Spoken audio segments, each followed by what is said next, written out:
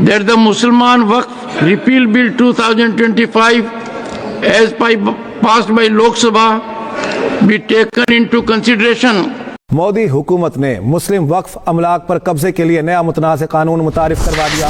भारत में 8 लाख से ज़ायद वक्फ जायदादें मौजूद हैं जिनकी मजमूई मालियत तकरीबन 14 अरब डॉलर्स है। दोस्तों, ये एक नया इंडिया है। ये वो नया इंडिया है जो बेसिकली जिसका ख्वाब नरेंद्र मोदी, बीजेपी और उनकी पार्टी ने देखा है। यहाँ एक सदस्य ने तो कह दिया माइनॉरिटीज कानून को स्वीकार नहीं करेगी।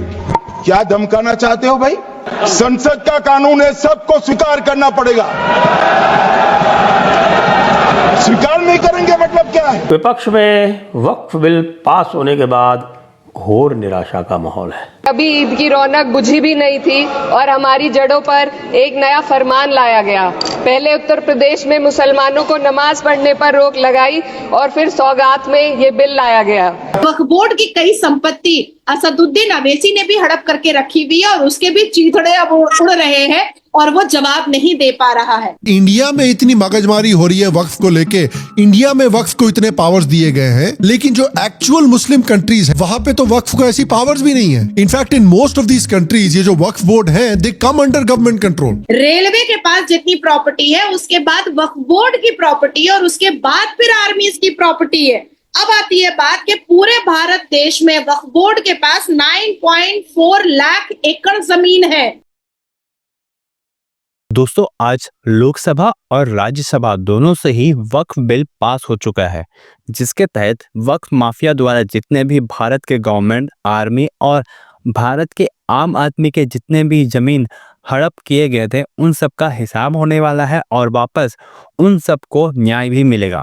इस चीज़ को देख करके अब पाकिस्तान अपना छाती पीट रहा है और फिर एक बार अपना प्रोपेगेंडा फैला रहा है, जिसमें पाकिस्तान का कहना है कि वक्फ बिल के अमेंड करने से मुसलमानों की प्रॉपर्टी चली जाएगी और उन्हें काफ़ी ज़्यादा दिक्कत होगा। क्योंकि हम सब जानते हैं पाकिस्तान हर वक्त गज़वाए हिंद का नारा लगाता है, तो इससे पाकिस्तान को काफ़ी ज़्यादा दिक्कत है और भारत के मुसलमान को तकलीफ़ ना हो और उन्हें इल्लीगल प्रॉपर्टी और इंक्रोचमेंट करने का हक मिल जाए। लेकिन दोस्तों, इस वक्फ बिल के हटने से भारत के लोगों को और ख़ास करके हिंदुओं को न्याय मिलेगा, जो कि पाकिस्तान और लाल टोपी का गज़वाए हिंद का नारा फेल होता है। तो चलिए इसी पर आगे पाकिस्तानी मीडिया का रिएक्शन देखते हैं। अगर आपको हमारा ये वीडियो पसंद है तो वीडियो को लाइक करें और हमारे चैनल को सब्सक्राइब करें। पूरे भारत देश में वक्फ बोर्ड के पास 9.4 लाख एकड़ जमीन है। 9.4 लाख एकड़ जमीन है, जिसमें 80% से ज्यादा जमीनों पर डिस्प्यूट और केसेस चल रहे हैं।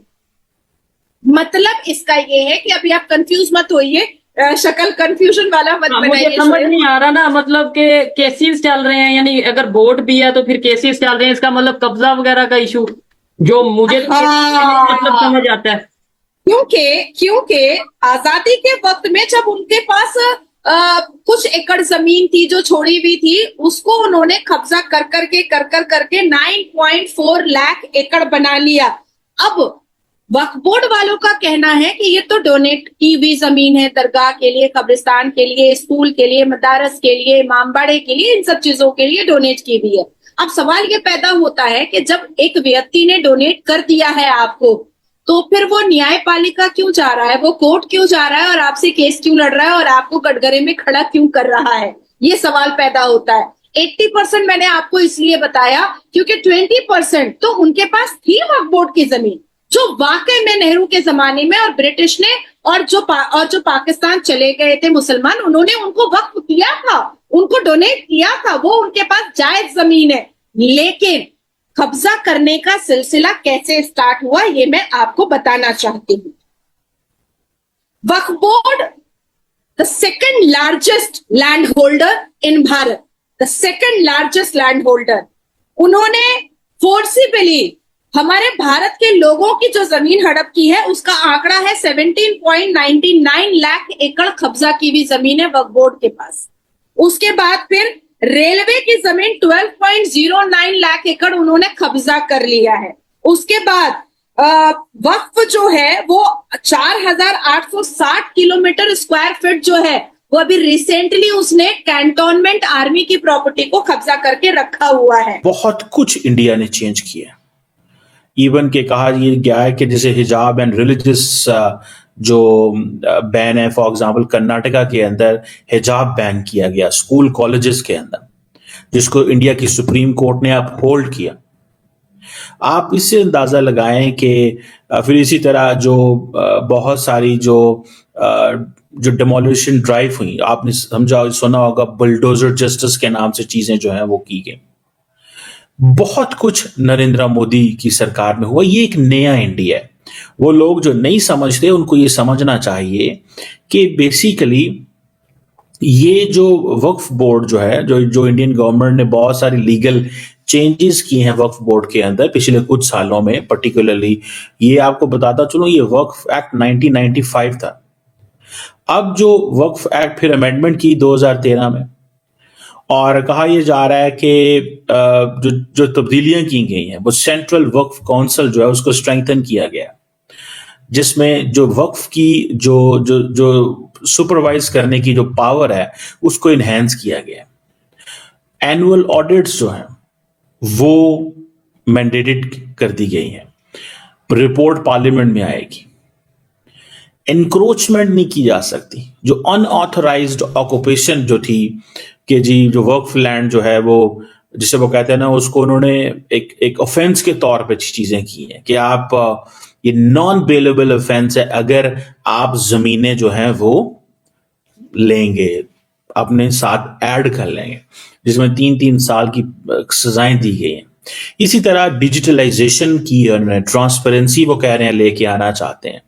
वक्फ का जो रिकॉर्ड है उसकी प्रॉपर्टीज को हम जो है वो जिसे कहते हैं ना रिकॉर्ड में लेके आना चाहते हैं, डिजिटलाइजेशन चाहते हैं। इसी तरह ये समझ लें कि जितने भी जो वक्फ प्रॉपर्टीज हैं वो उसका जो पब्लिक जो डेटाबेस है वो मेंटेन किया जाएगा। अब फॉर एग्जांपल जो वक्फ जो बोर्ड्स हैं वो 30 साल तक जो अपनी प्रॉपर्टीज हैं वो लीज पे दे सकते हैं, पहले ये 3 साल तक थी।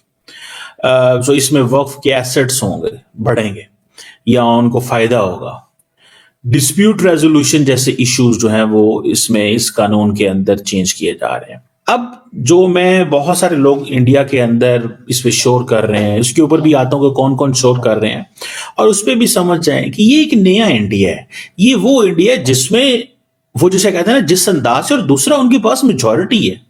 मुझे समझ नहीं आ रही कि एक गवर्नमेंट एक कानून बनाना चाहती है और उसके पास उनके लिए मेजॉरिटी मौजूद है, तो वो क्यों अपना कानून नहीं बना सकते।